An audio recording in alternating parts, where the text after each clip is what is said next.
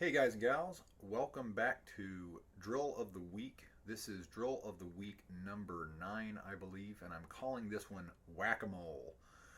Um, no great mysteries here. I use something like this a couple of times a week to build a facility and tone production in the low register while coupling it with the notion of being able to be facile in going from a shifted low register maximum dynamic embouchure to a regular embouchure over 2 or 3 octaves with ever increasing wide skips.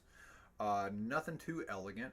What I do is I pick a arbitrary low note in the pedal register, whatever that. Today it's going to be a pedal B flat, um, but I just arbitrarily pick a low note that I'm going to start that's in the low register around the pedal register. Sometimes it's in the valves to make it more challenging because it's stuffier. Sometimes it's a pedal tone to make it less stuffy. But I use that as an anchor point, and then I proceed to play that note, maximum dynamic, um, and really not a beautiful sound. I'm not looking for a gorgeous sound. I'm looking for an abundance of sound. So shifted, whatever you have to do to play as loud as you can in the low register on that particular anchor note. And then you go up a major third, and then you return to the anchor note. And then you go up a fifth, then you return to the anchor note. Then you go up the octave, then you return to the anchor note, then back down to the fifth, then anchor note, then third, anchor note, so on and so forth. And I'll do that 1 octave. And again, as loud as I can play it, beauty of tone is not the idea here. Well, what I'm trying to do when I'm doing these studies is to really develop. I've said this before, an abundance of sound in the low register, so that when I go into work in other settings, when normally it would seem overwhelming because I have to play so loud to balance the orchestra or the brass section.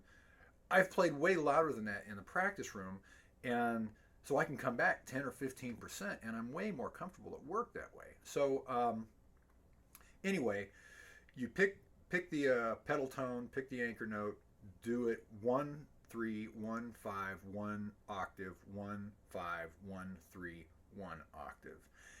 After you've gone chromatically around all 12 major arpeggios from that note, going up in half step increments, then I add the second octave to it and do exactly the same protocol, making those skips wider so that ultimately by the top note you're skipping 2 octaves up to the tonic and returning back to your shifted maximum dynamic note in the low register. Um, Again, all 12, all 12 keys, all 12 notes in the chromatic scale, and then I add a third octave on whatever the final one was. So if today I'm starting on a pedal B flat, I'll return and I'll do 3 octaves of arpeggio whack-a-mole with pedal B flat being the anchor note and arriving at a high B flat top line of the bass clef staff. I do this major triads. I do it minor triads on occasion. I'll do it diminished arpeggios on occasion. It just kind of depends. I've said this in the past with the drills of the week.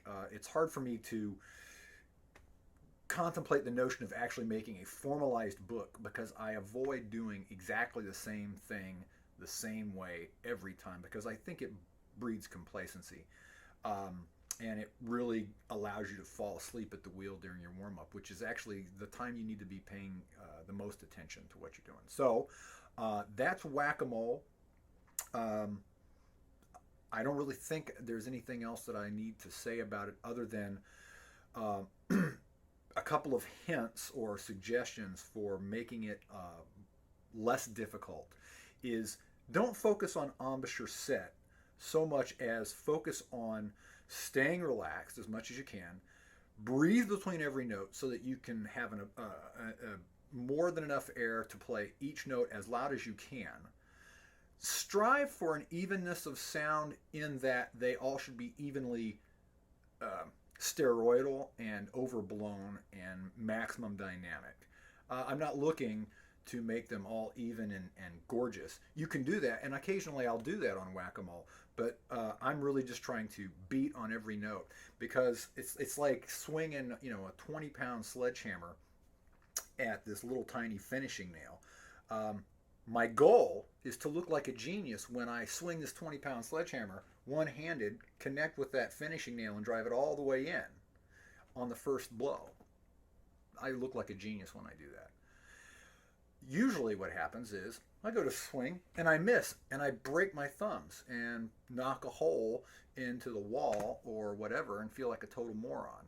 And that's analogous to going out and trying to be a hero on a low note in the orchestra and not connecting with it and shooting a blank. So this whack-a-mole study is one of those ways that it's kind of the antidote for that. If you can beat on low notes and get some semblance of tone consistently between all those skips, you're not going to see anything at work or in a solo repertoire that's going to be more challenging. So that's whack-a-mole, and I hope you like it. Thanks.